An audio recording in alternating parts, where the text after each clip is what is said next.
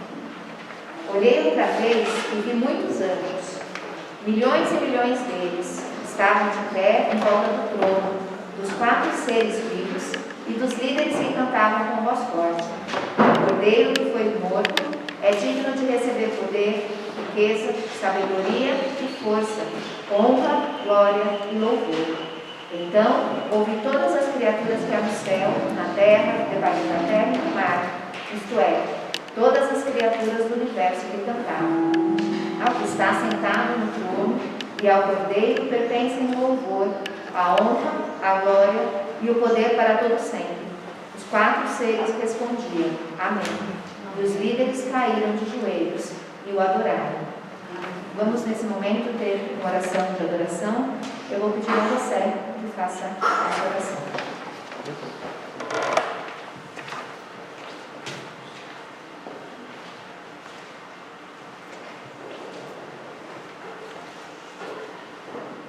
Senhor Deus, uma vez mais aqui na Tua presença, ouve meu povo, olha para o Teu povo aqui reunido, porque grande é nosso Deus, e nós Te adoramos, bendecimos. Seja abençoado nosso Deus sempre, que nosso Deus não esqueça de nós. Nosso Deus mora conosco, no nosso coração, em nossas famílias, em nossos lugares. Te adoramos, Senhor. Te adoramos para sempre. E te pedimos que abençoes nosso domingo aqui, reunidos contigo, reunidos todos para a glória de você. Te pedimos essa adoração, te damos essa adoração e te pedimos nos abençoes. Em nome do nosso Senhor Jesus Cristo. Amém. Amém. Em pé, cantemos o hino Coroai.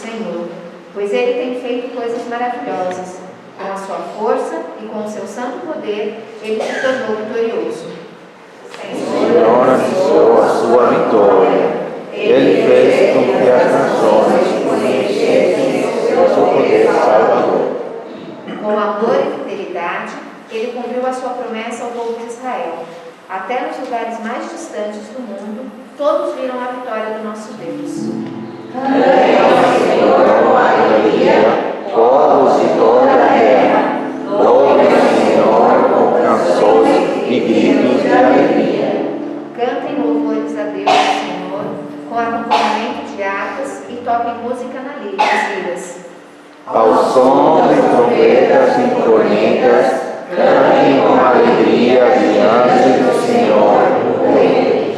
Ruja o mar e todas as criaturas que nele vivem, cante a terra e os seus moradores. Rios batam palmas, montes cantem com alegria diante do Senhor, porque Ele vem governar a terra. Ele governará os povos do mundo com justiça e de acordo com o que é direito. Os irmãos podem se assentar. Agora, no momento de confissão dos nossos pecados, vamos cantar a primeira e a segunda estrofe do hino 46. Senhor, eu preciso de Ti.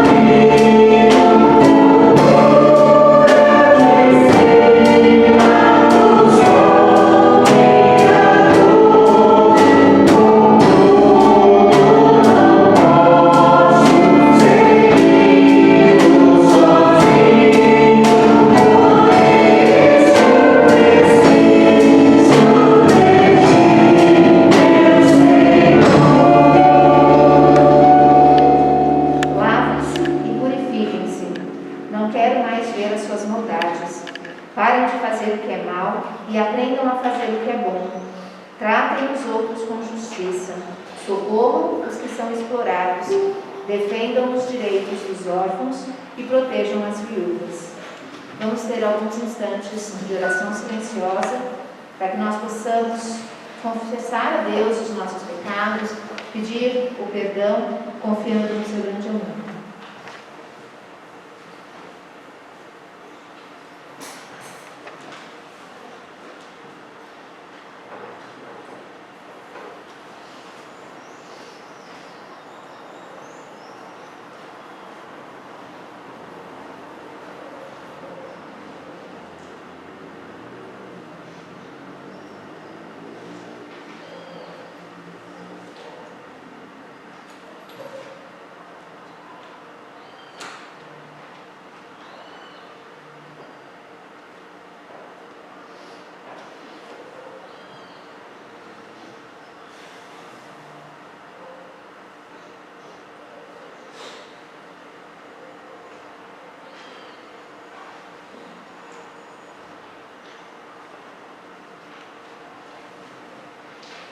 O Senhor Deus diz: venham cá, vamos discutir esse assunto.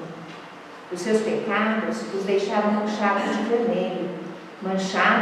vermelho escuro, mas eu os lavarei, e vocês ficarão brancos como a neve, brancos como a lã.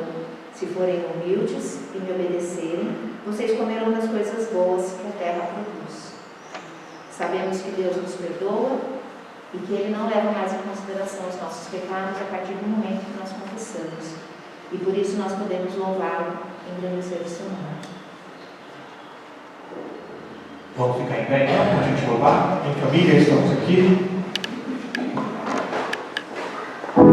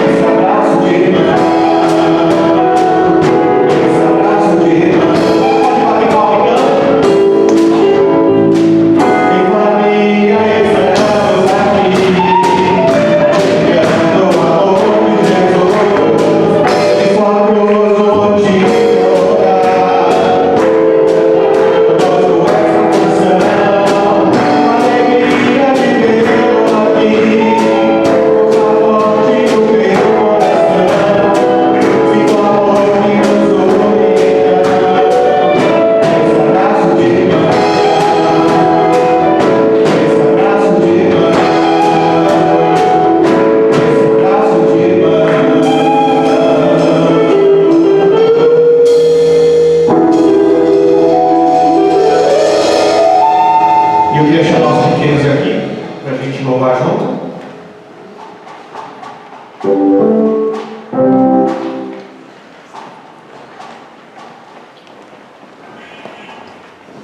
Nós temos essas maiores hoje.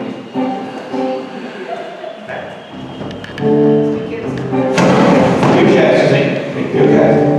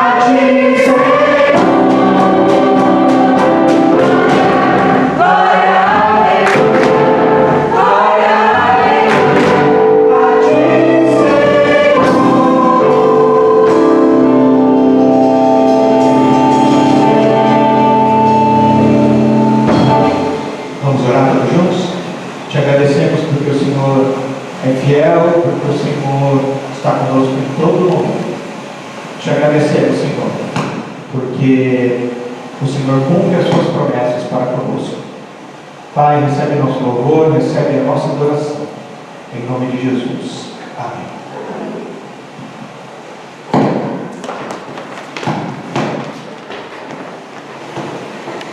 No momento da leitura da palavra, eu vou convidar a Elaine para fazer a leitura de Ageu 2, 1 a 9. E da leitura do Novo Testamento, em Lucas 20, 27, eu convido a Adriana.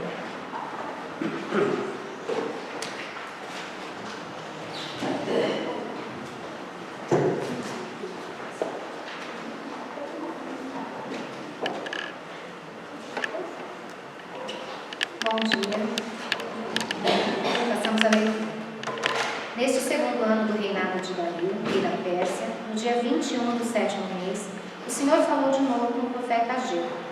Deus mandou que ele fosse falar com o governador de Judá, Zorobabel, filho de Salatiel, com o grande sacerdote Josué, filho de Josadac, e com todo o povo e lhes dissesse o seguinte: deve haver alguém aqui que viu o templo quando ele ainda era belo, mas vejam como está agora. Não lhes parece que não vale nada mesmo? No entanto, tenham coragem. Coragem, Zorobabel. Coragem, Josué. Coragem, toda a gente deste país. Trabalhem todos, pois eu, o Senhor Todo-Poderoso, estou com vocês, conforme a aliança que fiz com o meu povo quando tirei do Egito. O meu Espírito sempre está com vocês. Portanto, não fiquem com medo, pois é isto o que eu, o Senhor Todo-Poderoso, digo. Daqui a pouco farei com que tremam o céu e a terra, o mar e a terra firme. Vou fazer com que tremam todas as nações e as suas riquezas serão trazidas para o meu templo aqui em Jerusalém. E assim encherei o meu templo de beleza. Toda a prata, todo o ouro do mundo são meus. Então o novo templo será ainda mais belo do que o primeiro, e dali eu darei prosperidade e paz ao meu povo. Eu, o Senhor Todo-Poderoso, falei. Palavras do Senhor.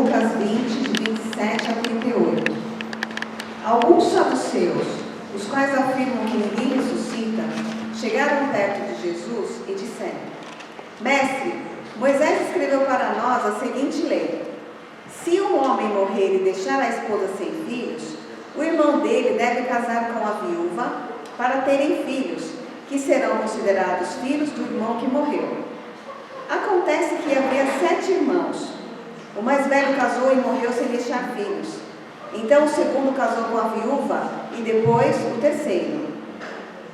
E assim a mesma coisa aconteceu com os 7 irmãos, isto é, todos morreram sem deixar filhos. Depois a mulher também morreu. Portanto, no dia da ressurreição, de qual dos 7 a mulher vai ser esposa? Pois todos eles casaram com ela. Jesus respondeu: nesta vida os homens e as mulheres casam. Mas as pessoas que merecem alcançar a ressurreição e a vida futura não vão casar lá, pois serão como os anjos e não poderão morrer. Serão filhos de Deus porque ressuscitaram. E Moisés mostra claramente que os mortos serão ressuscitados.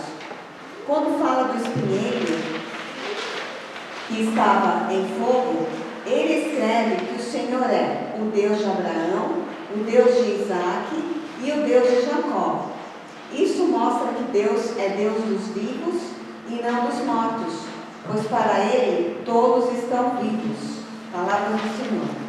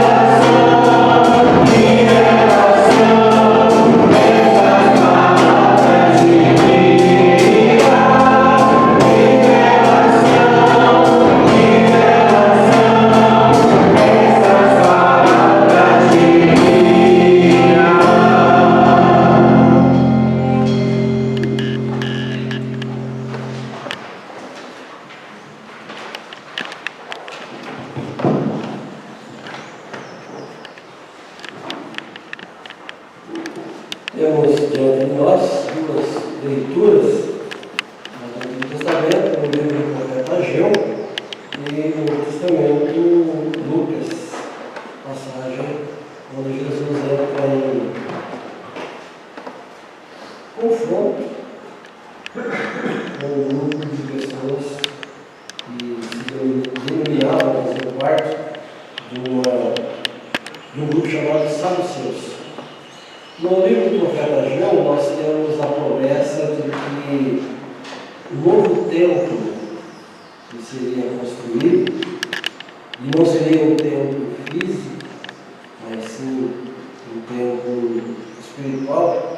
Mas na concepção judaica, Deus e templo acabam se confundindo. A ideia de que Deus está no templo, que Deus habita no templo, que Deus mora no templo, era muito forte na cabeça de qualquer judeu. E, portanto, quando se falava do templo, o templo lembrava-se em Deus. E a promessa de Ageu aqui é que haverá um tempo em que um templo novo, de extrema beleza, ocuparia toda a terra, e Deus estaria ali, dali naquele local, no monte, no caso, onde está o templo, haveria prosperidade e paz.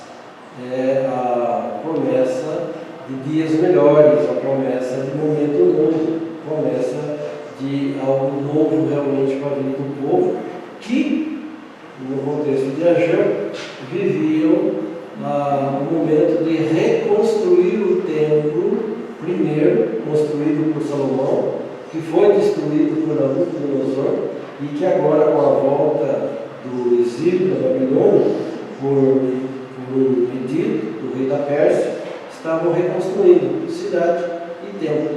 Só que aquele templo reconstruído não tinha beleza, a majestade e nem o brilho do templo da época de Salomão. E aí, diante da circunstância, ou da realidade, melhor dizendo, é que eles perguntavam para Deus por quê? Por que esse templo não é bonito? Por que esse templo não é belo? E aí, o Ageu, profeta, falando em nome de Deus, diz que Deus restauraria não apenas aquele templo, mas também a vida das pessoas, e a partir dessa restauração viria o que pode ser chamado de templo espiritual, ou seja, o templo e templos novos, onde haveria prosperidade e paz. Já na leitura do Novo Testamento, nós temos uma promessa do próprio Jesus a respeito de ressurreição. É estranho estarmos lendo um texto de ressurreição às portas aí do Natal, né? Nós estamos próximos do Natal e o texto nos remete à ressurreição, que é tema da época da Páscoa.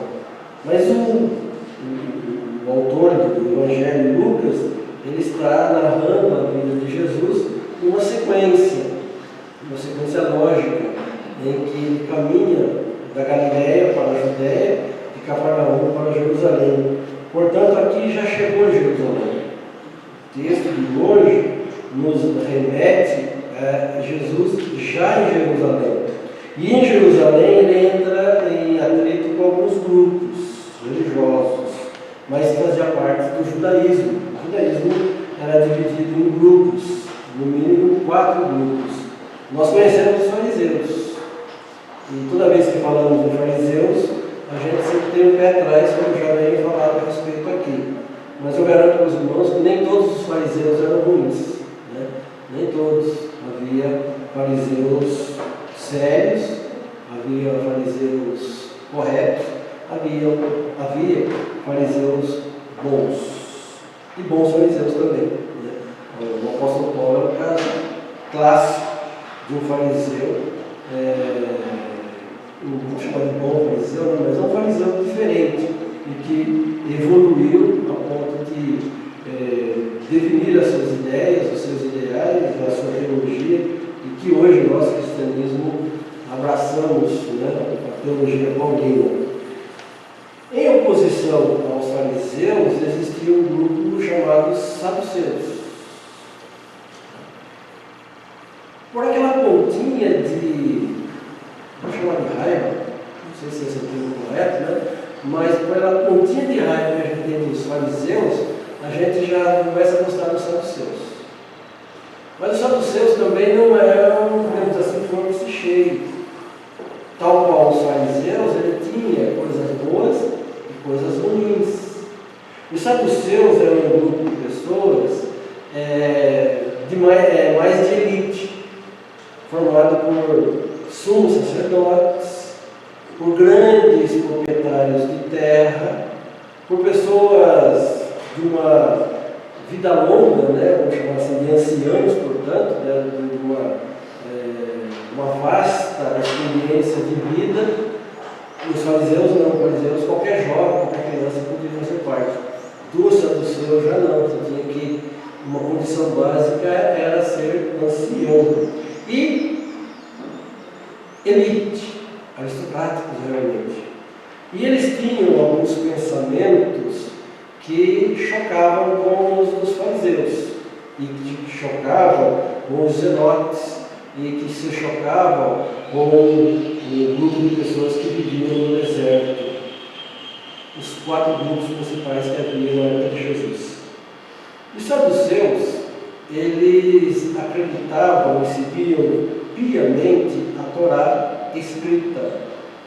A Torá escrita é o que nós chamamos hoje de Pentateuco, os 5 primeiros livros da nossa Bíblia. Os fariseus tinham a Torá escrita e a Torá oral, e valorizavam mais a Torá oral do que a Torá escrita, a lei escrita.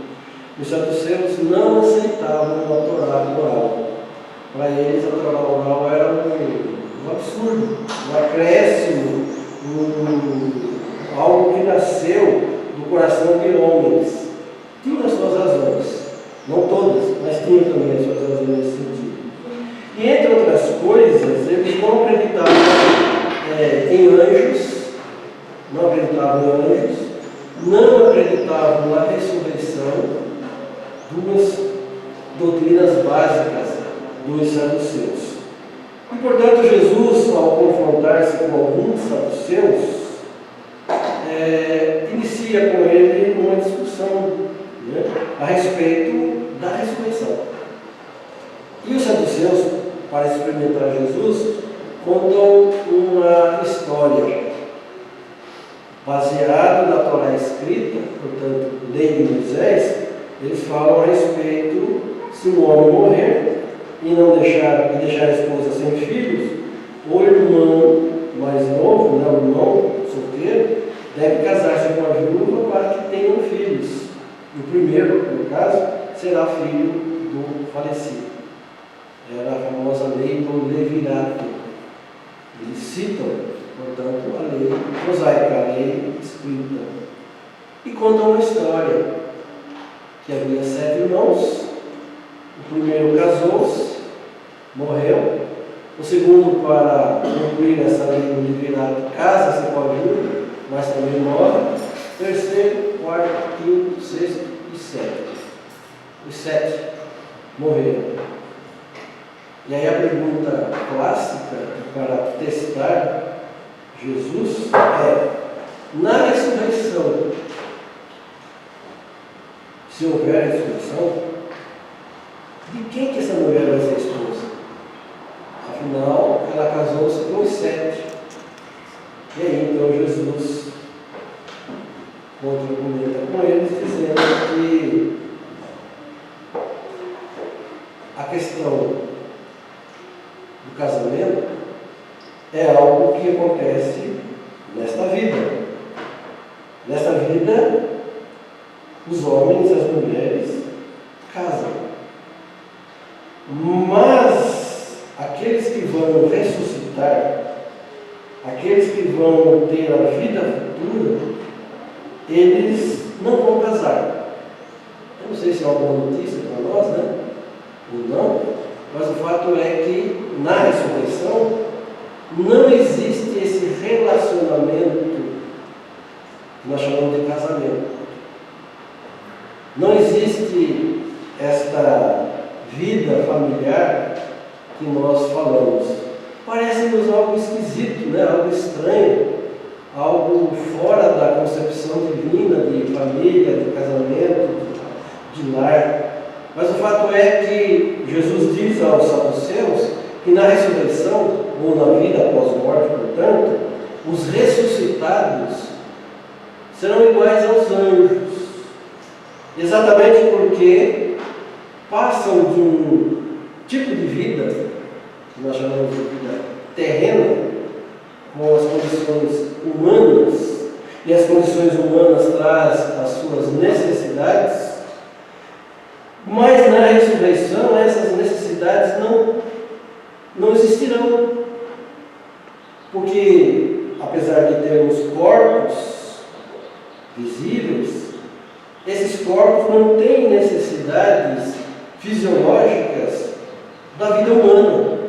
É igual aos anjos, que, por sua vez, são criaturas também de Deus e que não têm as mesmas necessidades de sociabilidade, de relacionamento conjugal, de vida familiar. Por serem seres espirituais, e os ressuscitados também serão seres espirituais, a sua relação, o seu relacionamento é com Deus. É o Senhor Deus que suprirá e supre todas as necessidades. Necessidades de sociabilidade, necessidades fisiológicas, que não há necessidade, portanto, no mundo espiritual. E, por sua vez, é Deus quem supre tudo e todos, de forma que as nossas necessidades humanas não serão mais úteis no céu. Mal comparando, é igual como Jesus fala, é melhor entrar cego no céu do que tendo os 2 olhos e ser lançado no inferno. É melhor entrar sem uma das mãos do que tendo as 2 entrar e ir para o inferno. Ou seja, as nossas limitações serão totalmente supridas quando da ressurreição. E mais, não apenas nessa questão de casa não casa, vive ou não vive, mas o fato é que Jesus, falando aos saduceus a respeito da ressurreição, diz que, e aí Jesus também usa um texto da Torá escrita, que é lá do Êxodo, quando fala da experiência de Moisés na sarça ardente. E na sarça ardente, a voz de Deus para Moisés é: eu sou o Deus de Abraão, eu sou o Deus de Isaac, eu sou o Deus de Jacó. É óbvio que quando Moisés teve essa experiência, Abraão, Isaac e Jacó já não mais existiam. Já não mais existiam. Já tinham morrido há muitos anos atrás, no mínimo uns 400 anos, do mais recente, que seria o Jacó. E portanto Deus fala: eu sou Deus de Abraão, eu sou Deus de Jacó, eu sou Deus de Isaac e de Jacó, dessa ordem. Ou seja, Deus é Deus dos vivos. Mas olha, Abraão, Isaac e Jacó nesse momento não é vivo, da ótica do Moisés, da nossa ótica também. Mas Deus fala: eu sou Deus deles.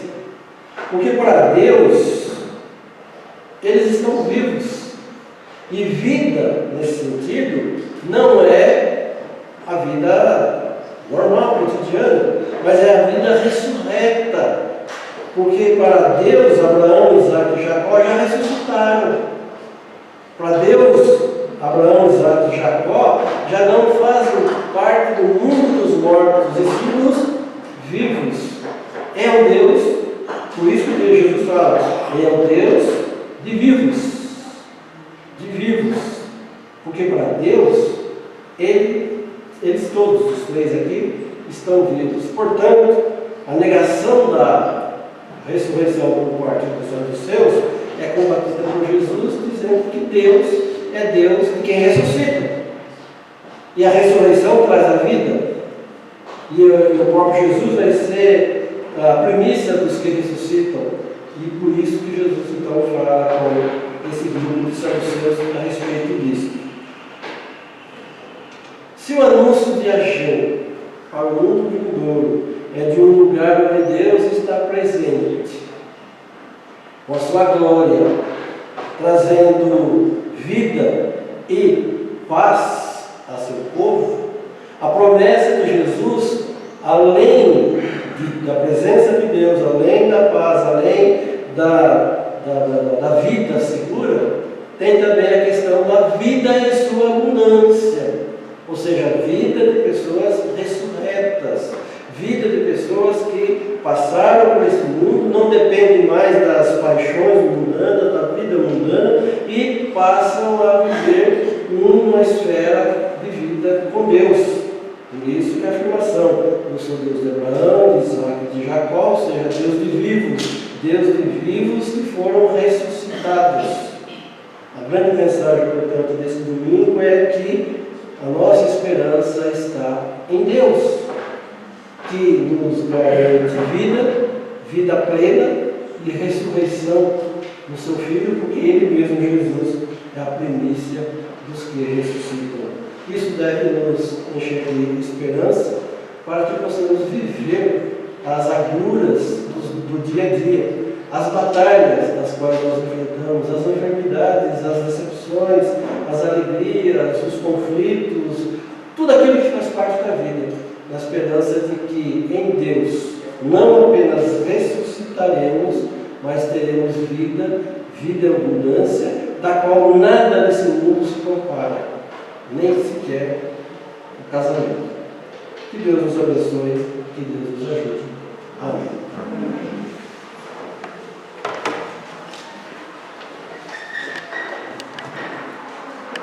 Em pé, cantemos o hino 140, tudo entregarei.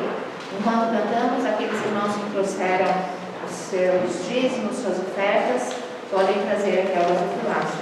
Lembrando também que esse é o momento em que nós submetamos as nossas vidas a Deus.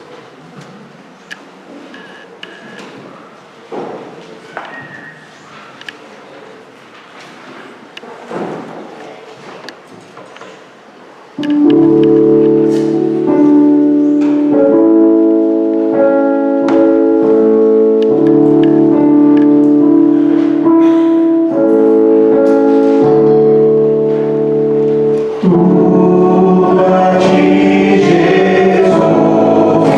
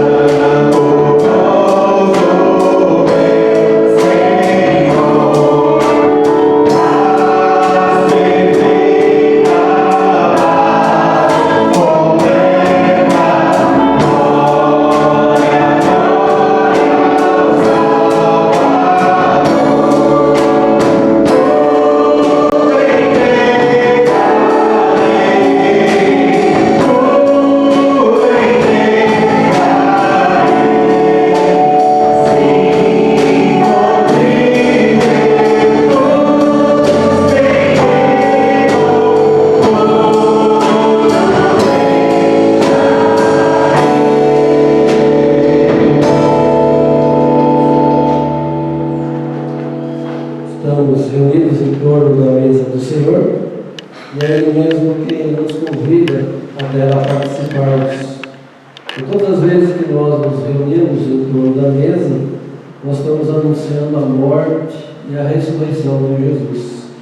E, portanto, afirmando também que fazemos parte do corpo da Igreja do Senhor, do qual Jesus é a cabeça. Portanto, nós anunciamos que Ele morreu, Ele ressuscitou, morreu por conta dos nossos pecados, morreu para nos perdoar, morreu para redimir-nos e com seu sangue nos resgatar, comprar para Deus e seu Pai. Portanto, como corpo, família de Deus, nesse instante, nós pertencemos ao Senhor. Ao comer o pão, ao tomar o cálice, nós estamos afirmando isso. Pertenço a Jesus, porque Ele morreu por mim, porque Ele deu a sua vida em meu lugar. E ao mesmo tempo também afirmamos que Ele voltará, que Ele virá de novo. Esta é a grande afirmação que fazemos ao comer o pão e ao tomar o cálice. Portanto, é um motivo de alegria participar desse momento. É solene, mas é alegre, né? É alegre, porque conta a história da nossa salvação. Oremos, agradecendo a Deus por isso. Rendemos de graça, Senhor querido, Pai amado, pelo privilégio que nos dá de participar do Teu corpo, termos comunhão contigo, fazemos parte do Teu povo. Por Tua iniciativa, graça, bondade, amor, nos redimiste, nos procuraste, nos trouxeste das trevas para o reino maravilhoso da Tua luz. Por isso nós te somos gratos, por isso nós te damos louvores e por isso nós afirmamos constantemente a nossa fé em Ti. Louvamos-te agradecidos em nome do Senhor Jesus, que nos ensinou a orar dizendo: Pai nosso que estás nos céus, santificado seja o Teu nome, venha o Teu reino, seja feita a Tua vontade, assim na terra como nos céus. O pão nosso de cada dia nos dai hoje, perdoa as nossas dívidas, assim como nós perdoamos aos nossos devedores. E não nos deixe cair em tentação, mas livra-nos do mal, pois é o reino, o poder e a glória para sempre. Amém. Senhor Jesus, na noite que foi traído, depois de ter dado graças, tomou o pão e o partiu, dizendo: Este é o meu corpo que é dado por vocês, façam isto em memória de mim. Da mesma forma, após haver ceado, tomou também o cálice, dizendo: Este cálice é a nova aliança no meu sangue. Bebam dele todos, façam isto em memória de mim.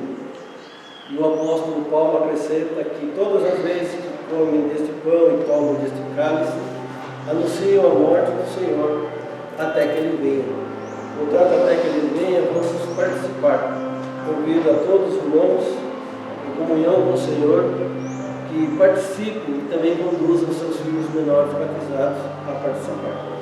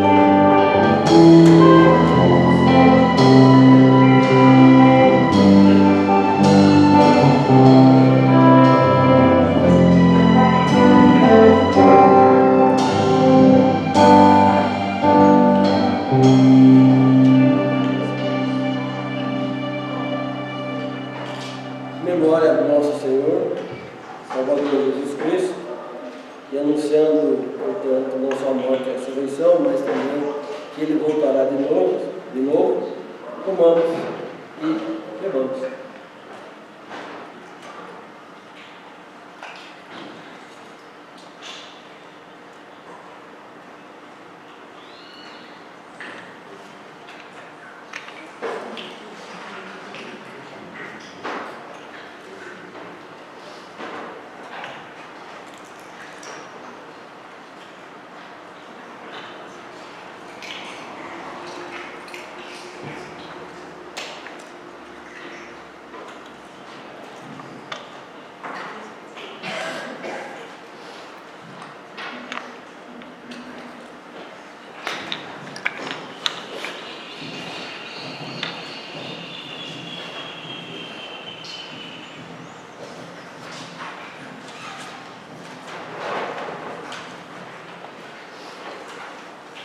Preparamos-nos para ouvir, agradecendo a presença dos irmãos nesta manhã.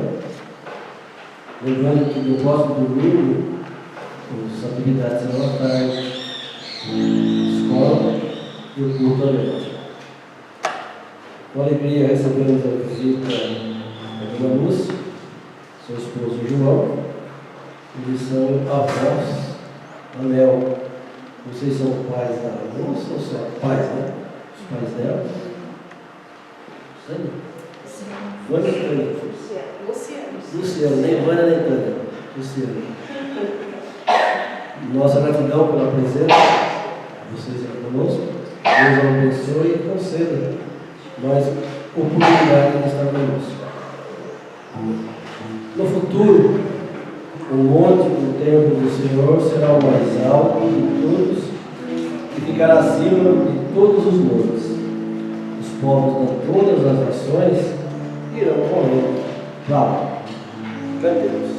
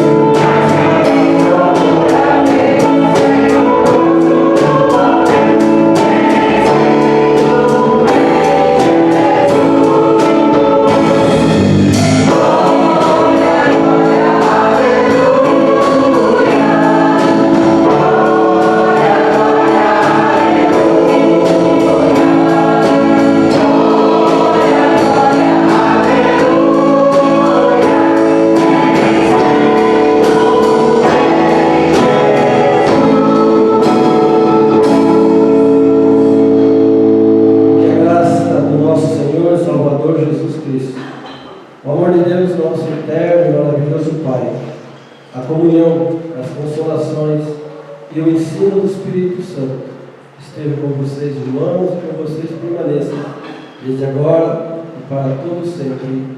Amém. Avisos.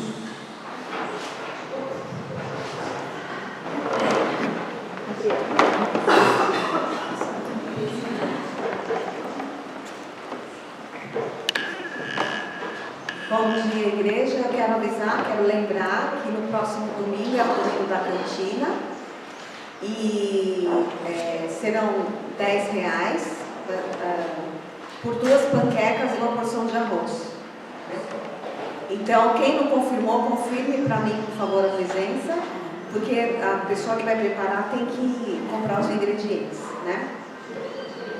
Domingo que vem também é o domingo do quilo. Quem puder trazer a sua doação, nós vamos receber aqui para poder montar as cestas para as pessoas que a igreja atende.